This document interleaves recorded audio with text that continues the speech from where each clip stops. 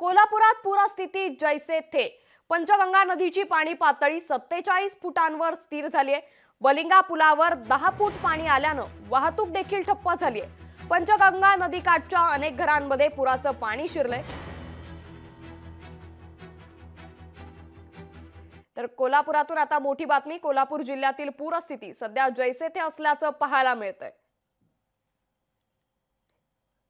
पुढे आता 3 इंच आता पाणी लेवल कमी झालेले आहे। तर पुढे आपला समोर स्वच्छताचा एक मोठा काम आहे। त्याच्यासाठी आपण मोठा इतर महानगरपालिकाच्या आयुक्तांशी पण बोललेले आहे आणि शासन स्तरावरून पण आपण विनंती करून आपल्याला जेटिंग मशीन्स ते आपण मागणी केलेली आहे। काही KDMची आणि बाकीच्या पण काही विविध NGOs तिथे पण आम्हाला एक मदतीचा हात घेऊन त्यांनी पुढे आलेले आहे।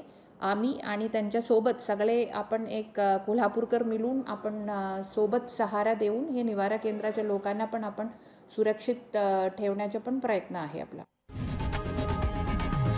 लोकशाही मराठी ऐका, पहा, जागरूक रहा।